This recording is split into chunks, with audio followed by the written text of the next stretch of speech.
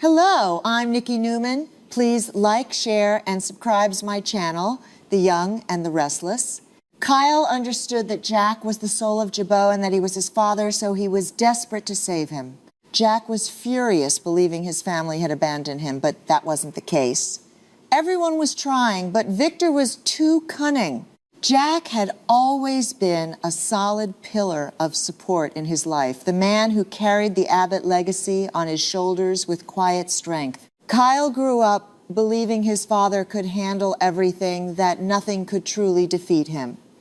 Diane was too tired and no longer had the strength to pursue this matter, so Kyle was his support. After being manipulated and deceived by Victor many times, Kyle was angry and felt that Victor wasn't serious about this fight.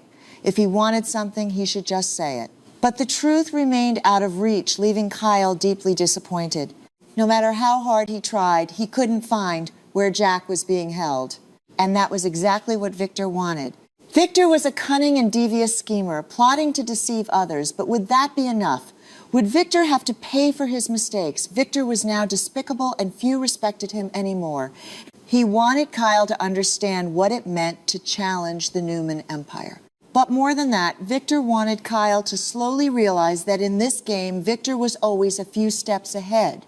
Late that night, as the city sank into the quiet darkness of the early morning, Kyle's phone vibrated with a message that made his heart race. It was from Victor.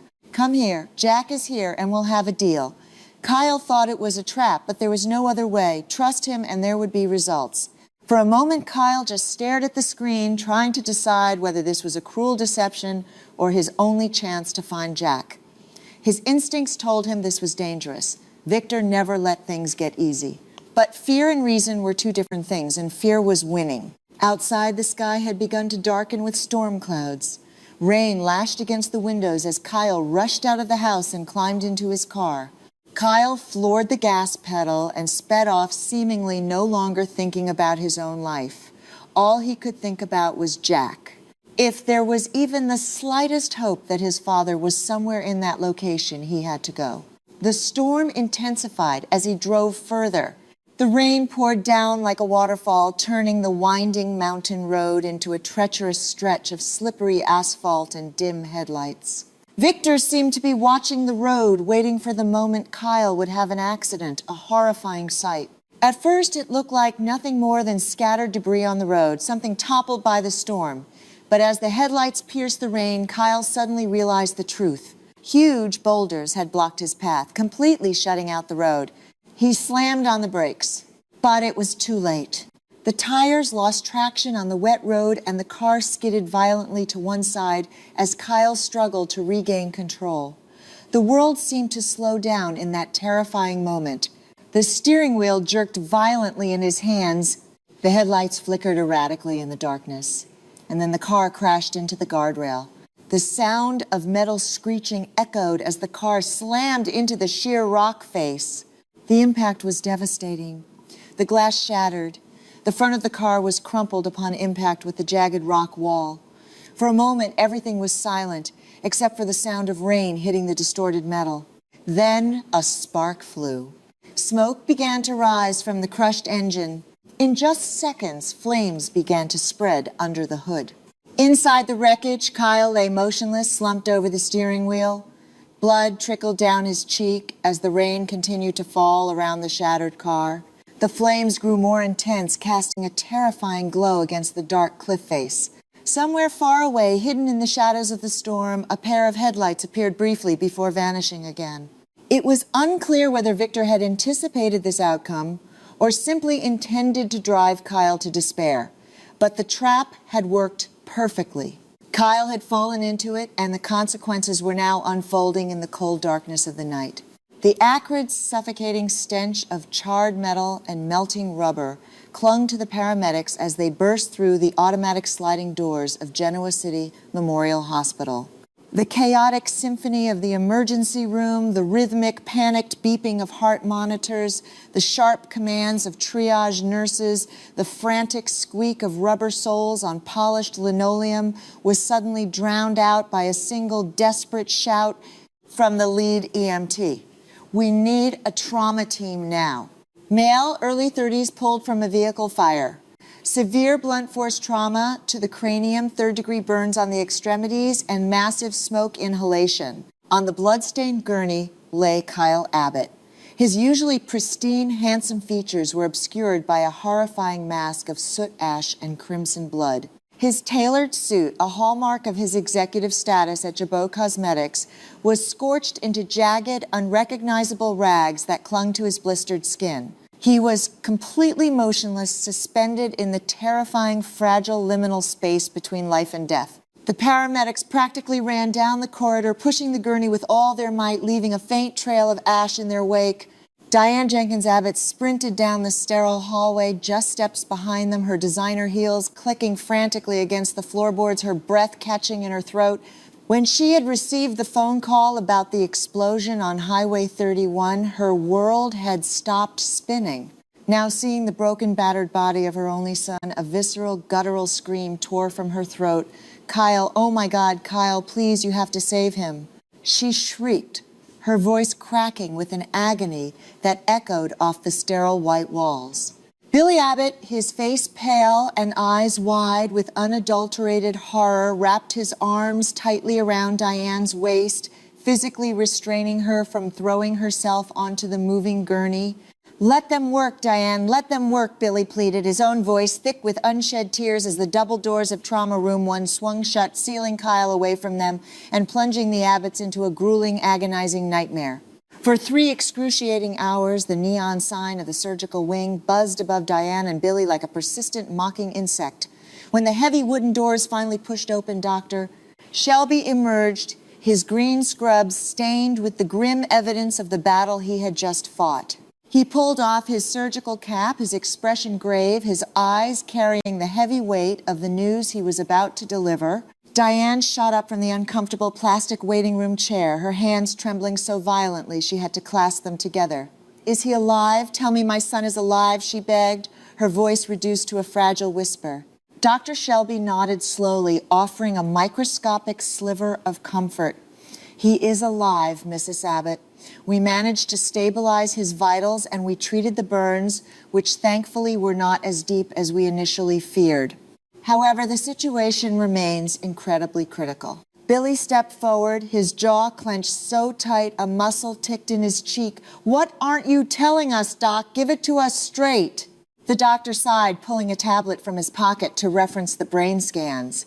Kyle suffered severe blunt force trauma to the head during the collision right before the vehicle ignited. The impact caused significant swelling in his cerebral cortex. We've managed to reduce the intracranial pressure, but the MRI results are highly concerning. The trauma has localized around the hippocampus and the temporal lobe. Diane's eyes darted frantically between the doctor and Billy. "Speak English, please. What does that mean for my boy?" Dr. Shelby met her terrified gaze. "It means Kyle is suffering from a profound case of retrograde amnesia. While his motor functions and basic cognitive abilities seem intact, a significant portion of his recent memory has been entirely wiped out. He is experiencing a disturbing partial amnesia that has essentially erased the last several weeks of his life. The harsh, unforgiving glare of the fluorescent hospital lights was the first thing to pierce through the heavy, suffocating darkness enveloping Kyle's mind. He let out a low, agonizing groan as consciousness came rushing back, bringing with it a tidal wave of excruciating pain that radiated from the base of his skull. He blinked his vision, swimming, trying to focus on the blurry figures hovering over his bed. "Kyle, sweetheart, can you hear me?" Diane's voice was thick with tears, a desperate maternal plea. Kyle swallowed dryly, his throat feeling like sandpaper. "Mom," he rasped, his voice barely recognizable. What happened? Where am I?" Billy leaned in, closed his eyes, searching Kyle's bruised face with a frantic, desperate intensity. "You're in the hospital, kid. You were in a car crash." "The car went up in flames, but you were pulled out just in time." Kyle squeezed his eyes shut, trying to grasp the narrative, but there was nothing. Just an endless, terrifying void. Billy couldn't hold back any longer. The stakes were simply too high. "Kyle, listen to me. Before the crash, you called me. You were driving like a maniac. You said you had found the missing piece. You said you knew exactly where Victor was holding Jack. You had a location, Kyle. Where is your father? Where is Jack? Kyle's heart rate monitor immediately began to beat faster, the staccato rhythm echoing the sudden rising panic in his chest. He reached up his bandaged fingers, grazing the thick gauze wrapped around his head. He tried to look back, tried to open the door in his mind that held the events of the afternoon, but the door was gone. There wasn't even a wall, just an abyss. I don't know, Kyle stammered, his breathing growing shallow. I don't remember a crash. I don't remember a phone call. I don't remember anything about Dad. The absolute blankness in his eyes was a devastating blow, a confirmation that the crucial intel he possessed had burned away in the wreckage. The admission hung in the sterile air of the hospital room like a death sentence. Diane collapsed into the chair beside the bed, burying her face in her hands as a soul-crushing sob racked her entire body. The desperation she felt was a physical weight crushing her lungs, making it impossible to breathe. Her husband, Jack Abbott, the undisputed patriarch of their family and the love of her life, had been missing for weeks, snatched away by the ruthless machinations of Victor Newman and trapped in a terrifying, unpredictable scenario with the mentally unstable Patty Williams. Every second Jack was out there, his life was in imminent, unpredictable danger. And now her son, her beautiful, brilliant boy, was lying broken in a hospital bed, his mind fractured entirely, unable to provide the one lifeline they so desperately needed. Diane looked up, her mascara running down her tear-stained cheeks, her eyes hollow with an unbearable grief. "It's gone," she whispered to herself, the words tasting like ash on her tongue. "The only chance we had to bring Jack home. It's gone." She reached out, gently stroking Kyle's soot-stained hand, careful to avoid the IV lines. The hope of finding Jack had always been a fragile, delicate thing held together by sheer willpower and Kyle's relentless, obsessive investigation. Now that hope had shattered into a million irreparable pieces. Diane felt a cold, dark abyss opening up beneath her. She was facing the very real, horrifying possibility that she was about to lose both of the most important men in her life simultaneously, and there was absolutely nothing she could do to stop it. Standing in the doorway, Billy Abbott felt as though the floor had simply vanished beneath his feet. He watched Diane weep over his injured nephew, and a profound, suffocating heartbreak washed over him. Billy had always viewed Kyle as a younger version of himself, reckless, passionate, driven by a fierce loyalty to the Abbott name. Seeing Kyle so vulnerable, wrapped in bandages and tethered to a symphony of beeping machines tore at Billy's soul. But beneath the profound sorrow for his nephew's physical suffering lay a darker, more selfish agony that Billy could barely admit to himself. He turned away from the room, stepping out into the quiet, sterile hallway, and slammed his fist into the drywall with a sickening thud. The physical pain in his knuckles was a welcome distraction from the mental torment. Kyle was the key. Kyle had done the impossible. He had outsmarted Victor Newman's security, tracked the burner phones, and pinpointed the exact coordinates of the yacht where Jack was being held captive. Billy had been literally minutes away from mobilizing a rescue team. Now that tactical advantage was completely obliterated. The most important lead they had ever possessed had vanished into the ether of Kyle's traumatized brain. Billy leaned his forehead against the cool wall, closing his eyes as a wave of absolute despair washed over him. He had gambled everything on Kyle's investigation, risking his own safety and his relationships to support the boy's rogue mission. Now the Abbott family was completely blind, stumbling in the dark while Victor held all the cards. Billy had lost his brother and he had failed to protect his nephew. The guilt was a heavy, suffocating cloak that threatened to drag him completely under. Miles away from the despair and the sterile scent of the hospital, the atmosphere at the Newman Ranch was one of refined, quiet triumph. The massive stone fireplace crackled warmly, casting dancing golden shadows across the rich mahogany walls of Victor Newman's private study. Victor stood by the ornate crystal decanter, pouring himself a generous measure of his finest, rarest scotch. He moved with the slow, deliberate grace of an apex predator who had just finished a deeply satisfying hunt. Raising the heavy crystal tumbler to his lips, he took a slow sip, allowing the smoky liquid to burn pleasantly down his throat. A dark, chilling smirk played at the corners of his mouth beneath his iconic mustache. The news of Kyle Abbott's unfortunate accident had reached him exactly 20 minutes ago via a secure, encrypted text message from one of his top fixers. Victor hadn't explicitly ordered a car crash. He preferred his warfare in boardrooms, not on highways. But when an adversary like Kyle Abbott got too close to a carefully guarded secret collateral damage, was simply the cost of doing business. Victor walked over to the expansive window, gazing out over the sprawling moonlit acres of his estate. His complex, multi-layered plan had worked with a terrifying perfection. Jack Abbott, his eternal despised rival, was currently miles out at sea, completely isolated, stripped of his power, and trapped in a psychological hellscape with Patty Williams. Meanwhile, the mighty Abbott family, usually so resilient and united, was running around in chaotic, blind circles, crippled by grief and entirely neutralized. Victor chuckled, a low, rumbling sound that vibrated with absolute authority.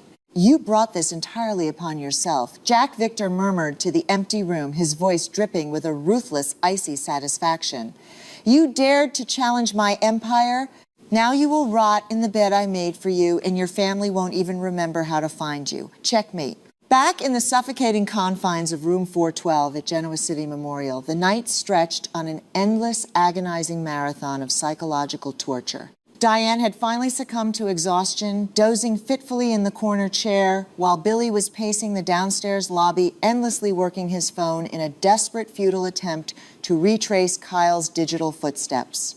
Kyle was left entirely alone with the terrifying, broken landscape of his own mind. He stared up at the ceiling tiles, his breathing, ragged sweat beating on his forehead despite the cool air conditioning. He squeezed his eyes shut, forcing himself to dive into the dark, murky waters of his missing memories.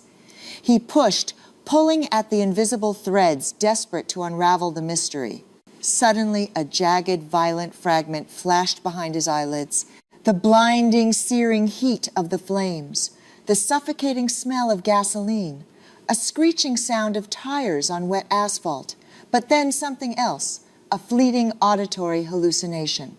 A voice, a sequence of numbers, a glimpse of a nautical map spread across his jabot desk. Come on, Kyle hissed through clenched teeth, his hands gripping the bedsheet so tightly, his knuckles turned a ghostly white. Where is he? Where is the boat? But the harder he pushed, the more the memories fractured, shattering like a mirror hit by a stone. The effort triggered a blinding, nauseating spike of pain at the base of his skull, forcing a choked cry from his lips. He was failing. His father was out there relying on him, waiting for a rescue that was never going to come because Kyle's own brain was betraying him. The immense, crushing pressure of being the sole keeper of Jack's salvation was a heavy, suffocating weight on his chest, drowning him in an ocean of inadequacy and sheer panic. The ripple effects of the dual tragedies had plunged the entire Abbott family into a state of unprecedented, catastrophic crisis. The grand, historically vibrant Abbott mansion, usually a beacon of warmth, laughter, and familial strength, now felt like a silent, echoing mausoleum.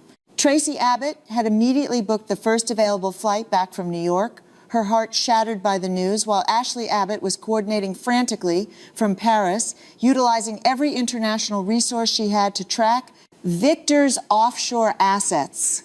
But despite their vast wealth, their immense corporate influence, and their deep political connections in Genoa City, they were entirely paralyzed.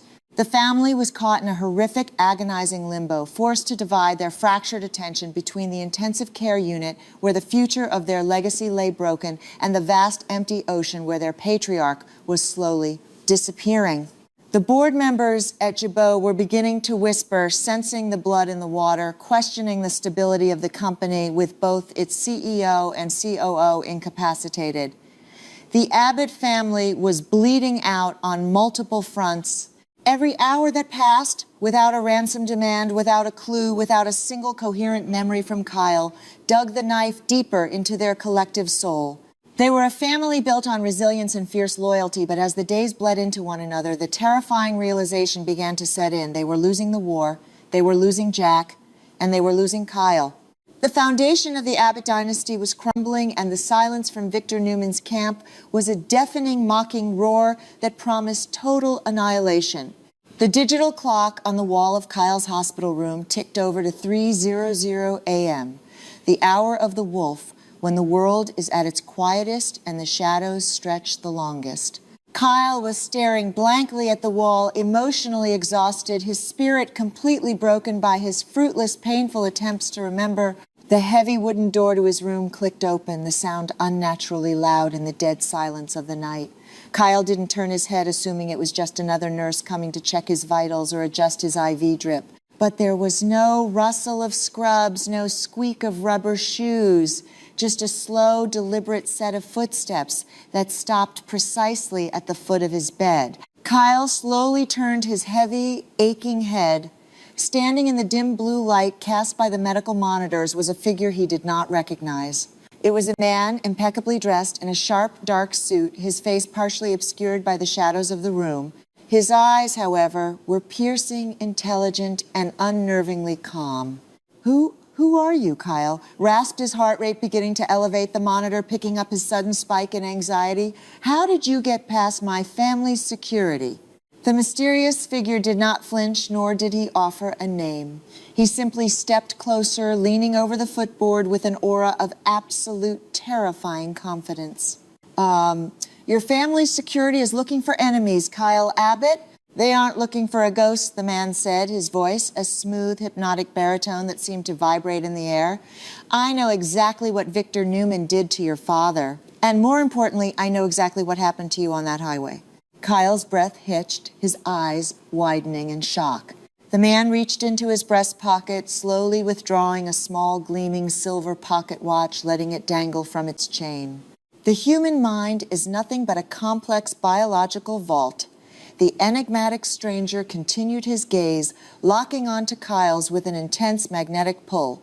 Your memories of the yacht, the coordinates, your father's location, they aren't destroyed. They are simply suppressed by a trauma that was carefully, deliberately engineered. The doctors here will tell you to wait to rest, but we both know Jack Abbott doesn't have time for you to rest. The stranger smiled, a thin, enigmatic curve of the lips that offered a dangerous, intoxicating glimmer of salvation. I have a method. It is highly unorthodox, and it will be excruciatingly painful. But if you are willing to walk through the fire of your own mind, I can restore your memory tonight. I can give you the key to save your father. The question is, Kyle, how badly do you want him back?